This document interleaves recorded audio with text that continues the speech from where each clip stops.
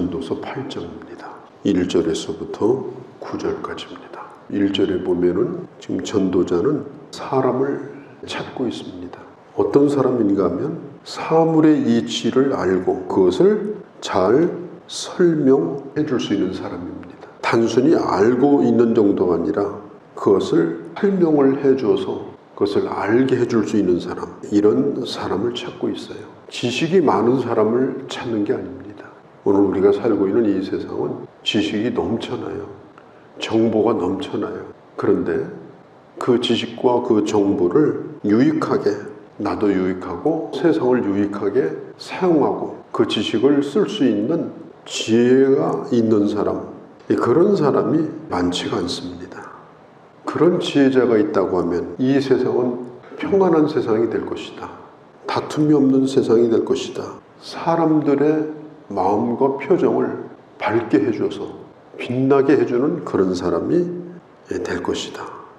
다니엘이 어렸을 때에 바벨론에 끌려갔는데 다니엘은 자기가 비록 포로로 잡혀온 사람이었지만 어떻게 살아야 되는가 이걸 잘 알고 있었어요. 나라의 왕이 주는 음식을 먹으면서 교육을 받고 있습니다. 세상이 바뀌었으니까 앞으로 살려면 왕의 말도 잘 듣고 주는 대로 먹고 그렇게 살아야 된다. 그런 생각이 없었어요. 다니엘은 그가 어렸을 때 배운 하나님의 말씀을 가지고 어떻게 살아야 되는가 분명한 그런 답을 가지고 있었어요. 자기가 알고 있는 말씀대로 그렇게 될 줄을 믿고 있었어요.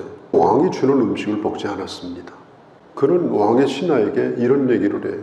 내가 이 음식을 먹지 않았다고 해서 내 얼굴이 상한다든지 이러면 그때 내게 벌을 달라. 다니엘은 음식을 먹지 않았는데도 다른 사람들보다 얼굴에서도 빛이 났어요. 왜 그랬을까요? 알고 있었기 때문에.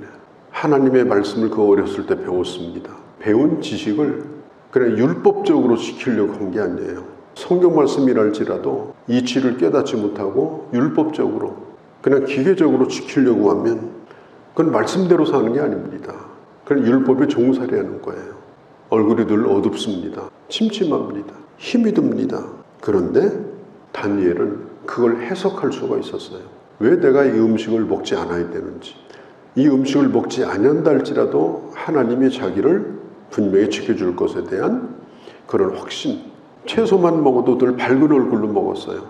밝은 얼굴로 먹으니까 얼굴도 밝아졌어요. 그 나중에는 빛이 나왔어요. 만일 이 다니엘이 그 음식을 안 먹기는 안 먹는데 의무감에서 억지로 안 먹었다. 그런 시간이 오래 지나보세요. 음식을 먹지 않은 것이 문제가 아니라 나중에는 그 얼굴이 다 상할 겁니다.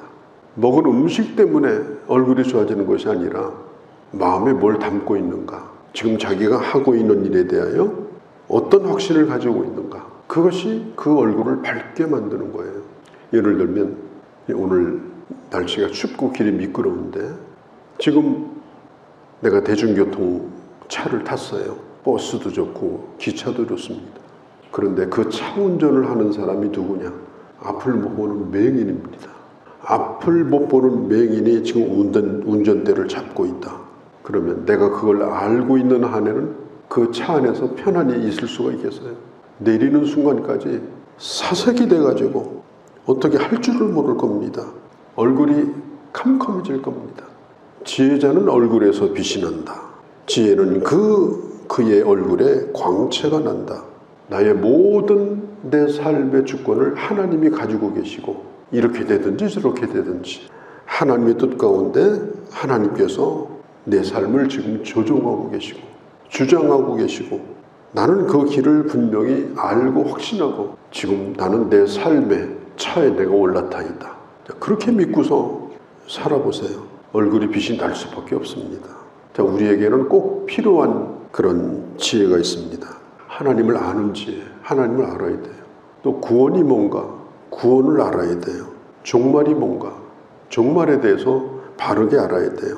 하나님의 나라는 어떤 나라인가, 그 하나님의 나라에 대한 분명한 지혜가 있어야 됩니다. 이런 지혜를 가지고, 이런 확신을 가지고 살아가게 되면 이 사람은 자기만 빛나는 얼굴을 가지고 사는 것이 아니라 사람들도 얼굴에 빛이 나게 만들어요. 불안한 사람을 편하게 만듭니다. 불평하는 사람을 감사하게 만듭니다. 그렇게 영향을 끼치는 거예요. 이런 사람이 필요하다. 오늘 우리가 살고 있는 시대에 이게 필요하지 않습니까? 그런 사람의 살아가는 모습이든지 그런 사람이 하는 모든 말 한마디가 이 세상을 얼마나 놀랍게 영향을 끼치겠습니까? 스데반이 마지막 순교할 때 하늘 문이 열리고 예수 그리스도를 그가 바라봤습니다. 자기가 죽으면 어떻게 될 걸 알고 있었습니다. 예수 그리스도를 만날 걸 그는 알았어요. 그리고 그가 마지막 순교할 때 내 얼굴이 천사와 같이 빛이 났다. 성경은 그렇게 기록을 하고 있습니다. 세상의 방법을 가지고 이 세상을 산다면 얼마나 불안하겠어요. 내일이 보장이 안 됩니다. 그런 마음을 품고 사니까 얼마나 날카로워지겠습니까? 나도 지혜로 빛이 나는 사람, 또 이 세상을 빛이 나도록 하는 하나님이 찾는 그런 사람, 우리 되어지기를 소원하고 또 그 길을 향해서 나가야 될 줄로 믿습니다. 2절에 보면은 왕에 대한 얘기가 쭉 나와요. 어떤 왕이어야 되는가? 왕은 어떤 길을 가야 되는가? 흔히 말해서 왕도를 지금 여기서 말하는 게 아니에요. 왕 앞에서 우리는 어떻게 해야 되는가? 왕 앞에서 나는 어떤 태도를 가져야 되는가? 그걸 지금 가르치고 있습니다. 우리 예수 믿는 사람은 두 가지 왕국에서 살죠. 세상의 왕국에 살고 하나님의 나라의 왕국에 살고. 예수님도 가이사의 것은 가이사에게 드려라. 세상의 왕국을 인정할 수밖에 없어요. 하나님의 것은 하나님에게 드려라. 하나님의 왕국의 사람으로 살아갑니다.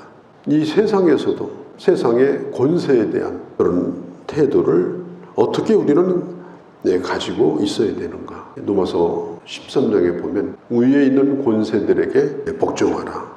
그렇게 말하고 있어요. 심지어 느부갓네살 왕, 또 고레스 왕, 또 아닥사스다 왕, 구약에 나와 있는 이런 왕들이 구약 성경에 보면 하나님의 종으로 나와 있습니다. 특별히 이사야서에 보면 그런 말씀들이 많이 나와요. 하나님을 모르는 자인데도 하나님이 필요해서 세우시고 하나님이 쓰시는 종으로 나와 있어요. 이사야서 43장 10절에 보면 나의 증인이다. 증인이다. 그가 증언을 할 것이다. 선지자를 말하고 있는 것이 아니라 느부갓네살 왕을 의미해요. 느부갓네살 왕이 얼마나 독하고 악한 왕입니까? 이 세상 나라에 살면서 참 고민이 많아요. 저런 권세자들에 내가 복종을 해야 되는가? 내가 저런 나라의 세금을 내야 되는가? 이런 정책을 내가 따라야 되는가? 우리에게는 그런 고민이 있습니다. 성경은 분명히 말합니다.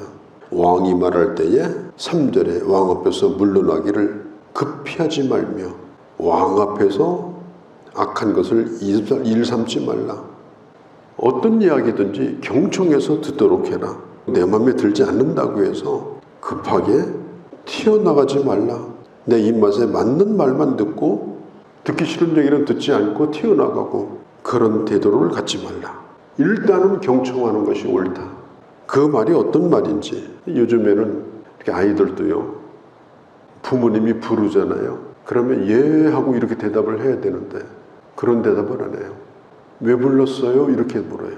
무슨 얘기를 하나 이렇게 일단 들어보면 되는데 왜 불렀어요? 그건 뭐냐면은 할지 안 할지는 내가 결정하겠다. 그리고 듣는 것조차도 하지 않아요.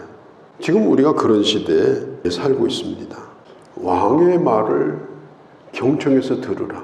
그의 앞에서 듣기 싫은 얘기를 한다고 급하게 그냥 박차고 튀어나가지 말라. 왕이 얘기를 하고 있어요. 다 듣지도 않고 마음에 들지 않은 얘기를 한다고 꽝 닫고 튀어나갑니다. 왕이 그 신하를 어떻게 할까요? 죽일까요? 살릴까요? 왕의 말을 충분히 듣지 않고 문을 박차고 나가는 신하는 그것 자체가 반역입니다. 그것 자체가 아주 불순한 일입니다.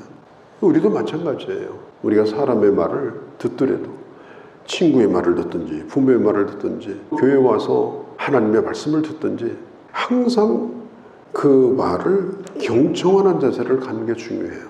그렇게 해야 지혜자가 됩니다. 어떤 얘기든지 제대로 들어본 적이 없어. 왜? 다 문 꽝 닫고 나갔어요.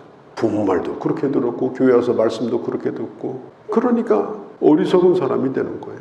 하나님의 뜻이 무엇인지를 모르는 사람이 되는 거예요. 요한복음 13장에 보면요, 예수님이 제자들의 발을 씻겨줘요. 그러니까 베드로가 제 발을 지금 씻지 않았습니다. 더럽습니다. 그때 주님이 유명한 말씀을 하셔요. 지금은 모르겠으나 후에는 알리라 그랬어요. 일단은 네 발을 내놔라. 더러워도 내놔라. 지금은 모르겠지만은 네가 후에는 알리라. 나중에 베드로가 하나님의 말씀을 기록했잖아요. 예수님이 십자가를 향해서 올라가는 걸 보면서 모든 것이 하나님의 뜻대로 응하였느니라. 하나님의 뜻대로 되어져 가는 것.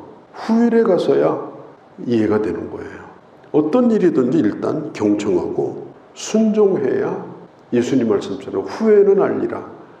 아, 그때 주님이 왜 그 말씀을 하셨는가? 우리는 내일을 모르고 사는 사람들이에요.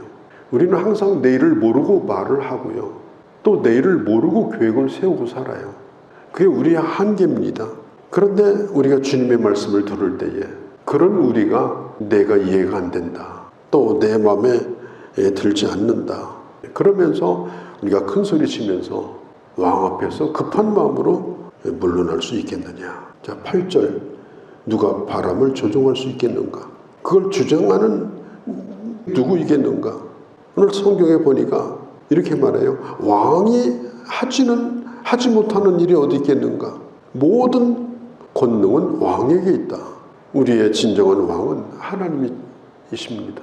그렇기 때문에 우리는 잘 모르니까, 우리는 때를 모르고 결과를 모르니까 주의 말씀에 순종하고 우리 인생의 주인 되신 우리 주님의 주권 안에서 살아가는 것입니다. 그건 내 소관이 아니에요. 아무리 축구선수가 뛰어나도요, 감독이 나가서 뛰라고 하지 않는데 혼자 뛰고 앉아있으면 그건 말도 안 되는 거예요. 아무리 뛰어난 선수도 선수가 뛰고 안 뛰고는 선수가 결정하는 게 아니에요. 언제까지 뛰고 들어오는 것도 선수가 결정하지 않아요. 이미 감독의 머릿속에 있습니다. 1분을 뛰라고 하든 그만 뛰고 들어오라고 하든 기회가 주어지면 내게 주어진 임무 가운데 최선을 다하는 것뿐입니다. 그 이상은 아무것도 없어요. 우리가 그런 삶을 살고 있습니다. 우리는 세상의 나라에 살면서도 한 시민으로서도 세상에 이해되지 않는 일이 많다 할지라도 특별히 왕 되신 하나님 앞에서 혹은 하나님의 말씀을 듣는 하나님의 백성으로서도 우리는 그런 자세를 가지고 신앙생활을 해야 된다 하는 겁니다. 그리고 9절에서 17절까지는 긴 본문입니다만은 다 말씀을 드리지 못합니다. 정말 이해할 수 없는 거, 내가 알고 있는 상식으로는 이해가 안 되는 거예요. 우리가 보통 상식이 뭡니까? 권선징악. 착한 일하면 복을 받고 나쁜 일하면 결과가 나빠진다. 그런데 이 전도자가 가만히 보니까 악한 권력을 휘두르고 그 권력 아래서 사람들을 수없이 괴롭히고, 이런 사람들은요 얼마나 오래 살고요, 또 그런 사람의 이름은 또 유명해지고, 의롭게 살려고 고통받으면서도 견뎠던 사람들은 결국은 사람들의 머릿속에서 잊혀지더라. 이건 정말 모순이다. 이해할 수 없는 일이다. 지금 전도자가 그 얘기를 지금 하고 있는 거예요. 이런 일을 보았다. 그런 가운데 우리는 어떻게 살아야 되는가? 로마서 앞부분에 보면 이런 얘기가 나와요. 그냥 두었다. 심판 가운데 가장 나쁜 심판이 뭐냐? 잘 먹고 잘 살던 100살을 살든 200살을 살든 하고 싶은 대로 다 하고 살도록 그냥 두는 거예요. 회개할 기회도 안 주고 예수 믿을 기회도 안 주고 그렇게 그대로 죽는 거, 그게 바로 하나님의 심판입니다. 회개할 기회를 줘야 될 거 아니에요. 그런데 이 사람에게는 그런 기회가 없어요. 그렇게 잘 먹고 잘 살다가 죽어요. 그런데 하나님의 사람은 그렇지 않습니다. 우리가 잘 알다시피 히브리서 12장 8절에 보면 하나님의 사람은 징계가 있다. 하나님의 목표가 있다. 그 사람에 대한 목표가 있어요. 내버려 두는 게 아니에요. 군대에 있을 적에 유교훈련이라는 걸 받았는데 2번 받았어요. 일주일 내내 받습니다. 계급장 띄우고 받아요. 거기 들어가면 계급장 다 띄우고서 훈련 받아요. 31코스까지입니다. 1코스부터 31코스까지 못 뛰면 그 산에서 못 내려와요. 그 훈련을 일주일 동안 봤는데 지금도 참 기억이 납니다. 하나님께서요, 우리 하나님의 백성들을 이 세상에 그냥 멍청하게 이게 살도록 두시는 하나님이 아니에요. 잘 먹고 잘 살고 살다가 죽도록 한다면 그건 저주입니다. 철저하게 간섭하시고요, 철저하게 하나님은 만들어 가시는 겁니다. 그렇기 때문에 낙심하지 말라. 하나님 앞에서 오직 믿음으로 살라. 12절에 죄인은 100번이나 악을 행하고도 장수하거니와 또한 내가 아노니 하나님을 경외하여 그를 경외하는 자들은 잘 될 것이요. 물론 장수하는 자들도 악인이 있어요. 그러나 그것은 잘 되는 것이 아니에요. 12절 끝에 보면 잘 되는 자는 누구냐? 하나님을 경외하는 자입니다. 잘 된다는 건 뭐예요? 영원히 잘 되는 겁니다. 끝까지 잘 되는 겁니다. 17절에 보면 결론이 뭐예요? 결과를 알지 못한다. 내일 일을 어떻게 등이 알겠는가? 주어진 건 뭡니까? 오늘 내가 하나님의 백성으로 사는 거예요. 하나님이 주신 삶에 만족하고 주님 안에서 주신 이 선물로 여기고 하루하루 믿음으로 잘 사는 것. 모순이 많고 이해할 수 없는 일이 많지만 언제나 하나님의 사람으로 살아가는 지혜로운 주의 자녀들이 되어야 할 줄로 믿습니다. 거룩하신 우리 아버지, 오늘 저희가 주의 말씀을 들었습니다. 지혜자는 사물의 이치를 알고 그 이치를 설명할 수 있는 자는 자신의 얼굴도 빛나고 사람들의 얼굴도 빛나게 만든다고 했습니다. 그런 지혜자로 저희도 살게 하옵소서. 그리고 하나님의 영적인 질서 가운데 살고 있습니다. 언제나 경청하고 하나님의 뜻을 깨닫고 아버지 이 땅 가운데 하나님의 사람으로 살게 하여 주옵소서. 오늘 야로도 주께 의탁합니다. 우리 주 예수님의 이름으로 기도하옵나이다. 아멘.